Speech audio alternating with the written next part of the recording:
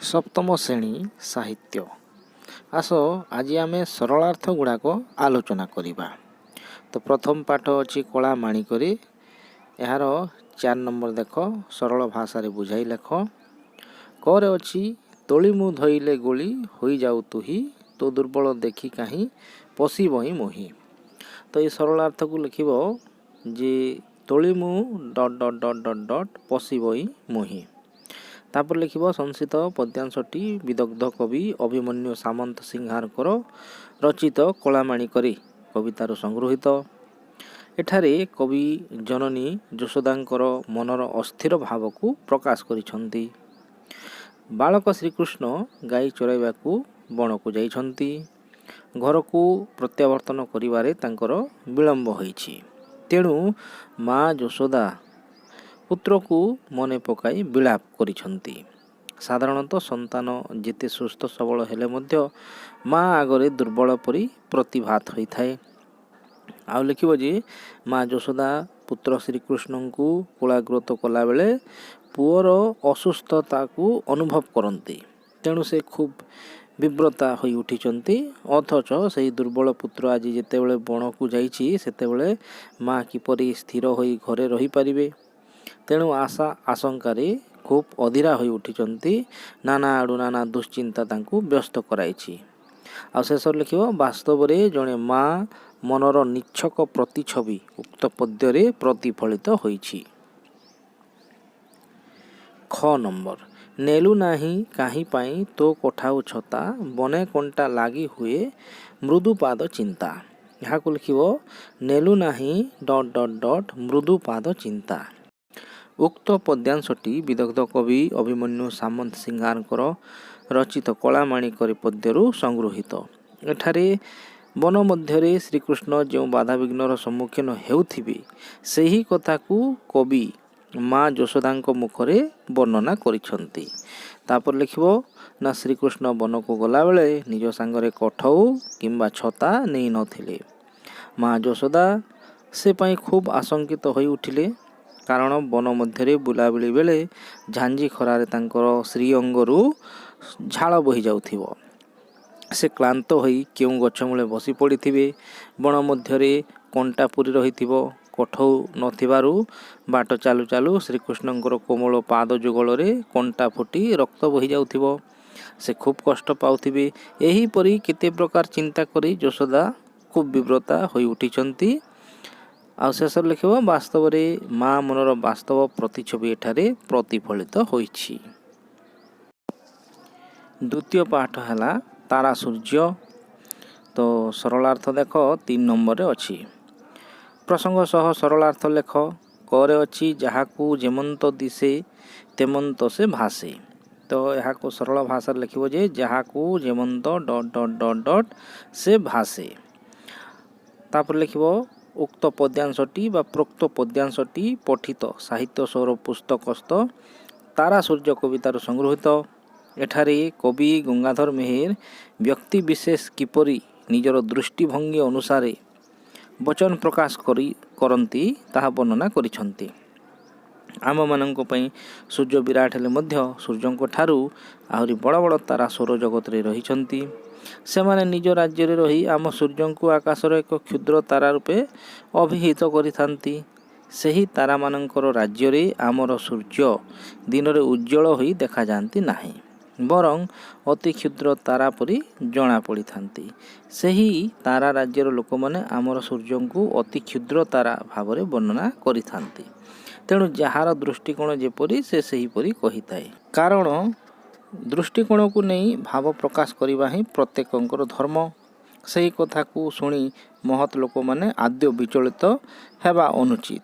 महत माने कहार आक्षेपात्मक कथा प्रति कर्णगोचर करि नथांती। सेतिरे सेमानंकु किछि मिली नथाए। आ शेष लिखिब वास्तव रे महत मानंक संपर्क रे कवि जो मतामत प्रदान करिछंती ताहा यथार्थ अटे। ख नंबर देख जे जहार हित करे न नेले ता नाम आंभ देशे कहू ताकू निमक हाराम। तो यहाँ लिखिब जे जहार हित डट डट डट डट निमक हाराम। ପ୍ରୋକ୍ତ ପଦ୍ୟାଂଶଟି ପଠିତ ସାହିତ୍ୟ ସୌରଭ ପୁସ୍ତକସ୍ଥ ତାରା ସୂର୍ଯ୍ୟ କବିତାର ଉଦ୍ଧୃତ। ଏଠାରେ କବି ଗଙ୍ଗାଧର ମେହେର କେଉଁ ବ୍ୟକ୍ତିଙ୍କୁ ଆମ ଦେଶରେ ନିମଖାରାମ ବୋଲି କୁହାଯାଏ ସେ ସମ୍ପର୍କରେ ଆଲୋକପାତ କରିଛନ୍ତି। ସୂର୍ଯ୍ୟ ସକଳ ଶକ୍ତିର ଆଧାର। ଅସରନ୍ତି ଆଲୋକ ରଶ୍ମିର ଆଧାର ସ୍ୱରୂପ ଏହି ସୂର୍ଯ୍ୟ ଆମ ପୃଥିବୀର ଅନ୍ଧକାରକୁ ଦୂର କରିଥାନ୍ତି। ତାରାମାନେ ଅବଶ୍ୟ ସୂର୍ଯ୍ୟଙ୍କ ତୁଳନାରେ ବହୁ ଗୁଣରେ ବଡ଼ ହୋଇପାରନ୍ତି। ସେହି ତାରାମାନଙ୍କ ରାଜ୍ୟରେ ଆମ ସୂର୍ଯ୍ୟ ଏକ ତାରା ପରି ପ୍ରତିଭାତ ହୋଇପାରନ୍ତି। ମାତ୍ର ସେହି ତାରାମାନେ ଆମ ପୃଥିବୀ ପୃଷ୍ଠର ଅନ୍ଧକାରକୁ ଦୂର କରିବାରେ ଆଦୌ ସମର୍ଥ ହୋଇନଥାନ୍ତି। କେବଳ ଆମର ଏହି ସୂର୍ଯ୍ୟ ହିଁ ଘନ ଅନ୍ଧକାରକୁ ଦୂର କରିଥାନ୍ତି। କେତେକ ତାରା ମଧ୍ୟ ସୂର୍ଯ୍ୟଙ୍କ ଠାରୁ କମ୍ ଉଜ୍ଜ୍ୱଳ ଆଲୋକଯୁକ୍ତ ଅଛନ୍ତି। ଅଥଚ ଆମ ସୂର୍ଯ୍ୟଙ୍କୁ ତାରା ରାଜ୍ୟରେ ସୂର୍ଯ୍ୟର ମାନ୍ୟତା ନ ମିଳୁଥିବାରୁ କବିଙ୍କ ମନରେ କ୍ଷୋଭ ଭାବ ଉଦ୍ରେକ ହୋଇଛି। ତେଣୁ ସେ ନିଜ ପୃଥିବୀର ସୂର୍ଯ୍ୟଙ୍କୁ ଅଧିକ ପ୍ରାଧାନ୍ୟ ପ୍ରଦାନ କରିବା ପାଇଁ ଏହି କଥା କହିବାକୁ ପଶ୍ଚାତ୍ପଦ ହୋଇନାହାନ୍ତି। କବିଙ୍କ ମତରେ ଯେଉଁ ଲୋକ ଯାହାର ହିତ ସାଧନ କରିଥାଏ ତାର ନାମ ସ୍ମରଣ କରିବା ଉଚିତ। ତା ପ୍ରତି ନିଜ ହୃଦୟର ଆନୁଗତ୍ୟ ଭାବ ପ୍ରଦର୍ଶନ କରିବା ବିଧେୟ। ଯଦି ସେ ତାହା ନ କରେ ତେବେ ଆମେ ତାକୁ କୃତଘ୍ନ କହିବାକୁ ପଶ୍ଚାତ୍ପଦ ଦେଇନଥାଉ। ସୂର୍ଯ୍ୟଙ୍କ ଦ୍ୱାରା ଉପକୃତ ପ୍ରାଣୀ ଯଦି ସୂର୍ଯ୍ୟଙ୍କ ନାମ ସ୍ମରଣ ନ କରେ ତେବେ ସେ ଅକୃତଜ୍ଞ ବା ନିମଖାରାମ ବୋଲି ବିବେଚିତ ହୁଏ। ଆଉ ଶେଷରେ ଲେଖିବ ବାସ୍ତବରେ କବିଙ୍କର ଏହି ଉକ୍ତି ଯଥାର୍ଥ ଅଟେ। 3 ନମ୍ବର ପାଠ ଅଛି ଦେଖି ନାହିଁ କେତେ ଦିନୁ ଖଣ୍ଡଗିରି। ତ ଆସ ଆଜି ଏହାର ସରଳାର୍ଥ ପୁଣି ଆଲୋଚନା କରିବା। 3 ନମ୍ବର ଦେଖ ସରଳ ଭାଷାରେ ବୁଝାଇ ଲେଖ। କରେ ଅଛି ତଥାପି ସେ ଗାଥା ରଖିଅଛି ଗିରି କାଳ ପରା ଭବେ ଦେଖାଇ ହିଆ। ତ ଏହାକୁ ଲେଖିବ ଯେ ତଥାପି ଡଟ୍ ଡଟ୍ ଡଟ୍ ଡଟ୍ ହିଆ। ସଂସ୍କୃତ ପଦ୍ୟାଂଶଟି କବି ଗୋପବନ୍ଧୁ ଦାସଙ୍କ ରଚିତ ଦେଖି ନାହିଁ କେତେ ଦିନ ଖଣ୍ଡଗିରି କବିତାରୁ ସଂଗୃହୀତ। ଏଠାରେ ଖଣ୍ଡଗିରି ନିଜର ବକ୍ଷରେ ଅତୀତ ଉତ୍କଳର ଗୌରବମୟ ସ୍ମୃତିକୁ କିପରି ସାଇତି ରଖିଛି ତାହା ବର୍ଣ୍ଣିତ ହୋଇଛି। ମହାରାଜା ଖାରବେଳଙ୍କ ଶାସନ କାଳରେ ଓଡ଼ିଶାର ଉନ୍ନତି ଚରମ ସୀମାରେ ପହଞ୍ଚିଥିଲା। ଖଣ୍ଡଗିରିରେ ସେ ଅନେକ କାରୁକାର୍ଯ୍ୟପୂର୍ଣ୍ଣ କୀର୍ତ୍ତି ନିର୍ମାଣ କରିଥିଲେ। ମାତ୍ର ଆଜି ତାହାର ଧ୍ୱଂସାବଶେଷ ରହିଛି। ସମୟ ନିକଟରେ ଖଣ୍ଡଗିରି ପରାଜୟ ବରଣ କରିନାହିଁ। ନିଜର ବକ୍ଷରେ ଅତୀତ ଉତ୍କଳର ଜୀର୍ଣ୍ଣ ଗୁମ୍ଫା ମନ୍ଦିର ଓ ରାଣୀହଂସପୁରକୁ ସ୍ମୃତି ଭାବରେ ସାଇତି ରଖିଛି। ଶେଷରେ ଲେଖିବ ବାସ୍ତବରେ ଖଣ୍ଡଗିରି ଅତୀତର ମୁକ ସାକ୍ଷୀ ହୋଇ ରହିଛି। ଖ ନମ୍ବର ନୁହେଁ ତା ବିଚିତ୍ର ବାହ୍ୟ ବିଶ୍ୱେ ମାତ୍ର ପ୍ରତିଫଳେ ନର ନିଜ ହୃଦୟ। ଏହାକୁ ଲେଖିବ ଯେ ନୁହେଁ ତା ବିଚିତ୍ର ଡଟ୍ ଡଟ୍ ଡଟ୍ ଡଟ୍ ନିଜ ହୃଦୟ। ସଂସ୍କୃତ ପଦ୍ୟାଂଶଟି କବି ଗୋପବନ୍ଧୁ ଦାସଙ୍କ ରଚିତ ଦେଖି ନାହିଁ କେତେ ଦିନ ଖଣ୍ଡଗିରି କବିତାର ସଂଗୃହୀତ। ଏଠାରେ ଖଣ୍ଡଗିରିରେ ଏବେ ମଧ୍ୟ ମୁନି ଋଷିମାନଙ୍କର କଣ୍ଠସ୍ୱର କିପରି ଶୁଣାଯାଏ ତାହା ବର୍ଣ୍ଣନା କରାଯାଇଛି। ଖଣ୍ଡଗିରି ଆଜି ଗୁଳ୍ମଲତାମାନଙ୍କ ଦ୍ୱାରା ଆଚ୍ଛାଦିତ।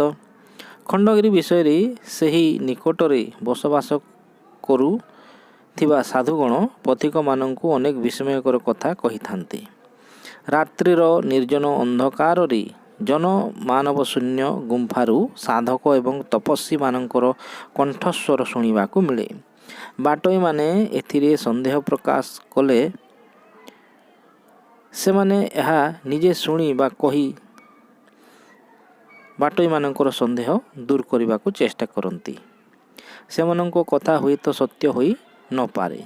ମାତ୍ର ସେହି ସାଧକଙ୍କର ଆତ୍ମାର ପ୍ରଭାବ ଏବେ ମଧ୍ୟ ଖଣ୍ଡଗିରି ଗୁମ୍ଫା ଉପରେ ଅତୁଟ ରହିଛି। ଏଥିରେ ଦ୍ୱିମତ ହେବାର ପ୍ରଶ୍ନ ଉଠୁନାହିଁ। ଆଉ ବାସ୍ତବରେ କବିଙ୍କର ଏହି ଉକ୍ତି ତାତ୍ପର୍ଯ୍ୟପୂର୍ଣ୍ଣ ଅଟେ।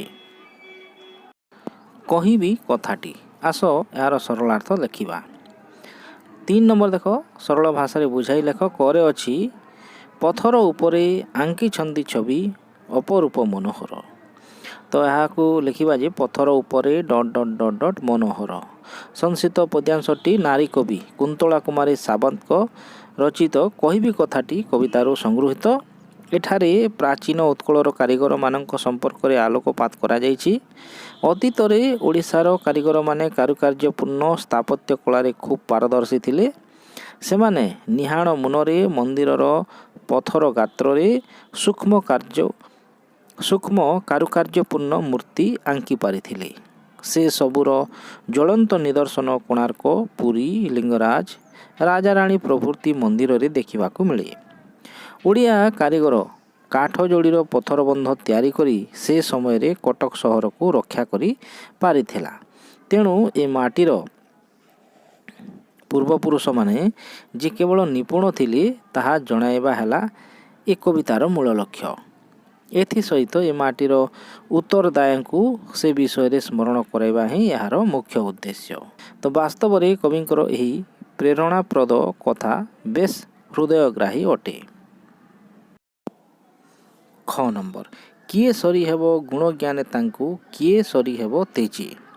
ତ କିଏ ସରି ତେଜେ ସଂସ୍କୃତ ପଦ୍ୟାଂଶଟି ନାରୀକବି କୁନ୍ତଳା କୁମାରୀ ସାବତଙ୍କ ରଚିତ କହିବି କଥାଟି କବିତାରୁ ସଂଗୃହୀତ। ଏଠାରେ କବି ଆମ ପୂର୍ବପୁରୁଷମାନଙ୍କର ଅପୂର୍ବ ବୀରତ୍ୱ ଓ ଜ୍ଞାନ ସମ୍ପର୍କରେ ଆଲୋକପାତ କରିଛନ୍ତି। ତାପରେ ଲେଖିବ, ଏହି ଉତ୍କଳରେ ଅତୀତରେ ବହୁ ବୀର ଜନ୍ମଗ୍ରହଣ କରିଥିଲେ। ସେମାନଙ୍କ ମଧ୍ୟରେ ଐର ଖାରବେଳ, ପୁରୁଷୋତ୍ତମ ଦେବ, ଅନଙ୍ଗ ଭୀମ ଦେବ ତଥା ଯଯାତି କେଶରୀଙ୍କର ନାମ ଉଲ୍ଲେଖନୀୟ। ସେମାନେ କେବଳ ବୀର ନଥିଲେ ବରଂ କଳାର ପୃଷ୍ଠପୋଷକ ମଧ୍ୟ କରିଥିଲେ, ଯାହାଫଳରେ ଓଡ଼ିଶାରେ ବହୁ କୀର୍ତ୍ତିରାଜି ମନ୍ଦିର ଗଢ଼ି ଉଠିଛି। ସେହିପରି ଏ ଦେଶର ପୂର୍ବପୁରୁଷଗଣ ଗୁଣ ଓ ପାଣ୍ଡିତ୍ୟରେ ମଧ୍ୟ ଅନ୍ୟଠାରୁ ବହୁ ଉଚ୍ଚରେ ଥିଲେ।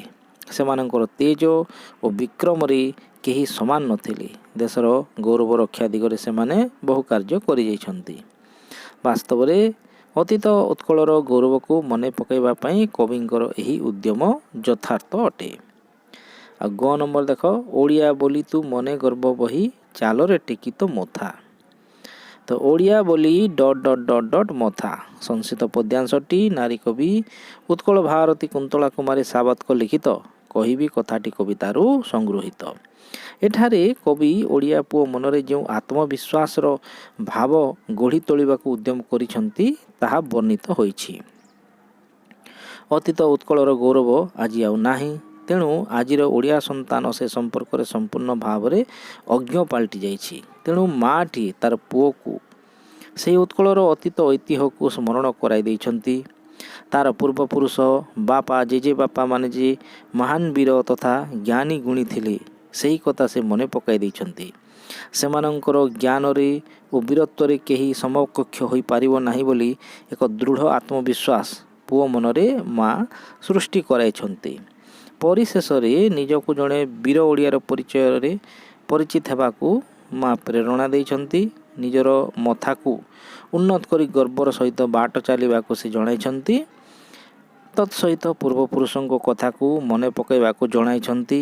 ତ ବାସ୍ତବରେ କବିଙ୍କର ଏହି ଉଦ୍ବୋଧନ ଯଥାର୍ଥ ଅଟେ।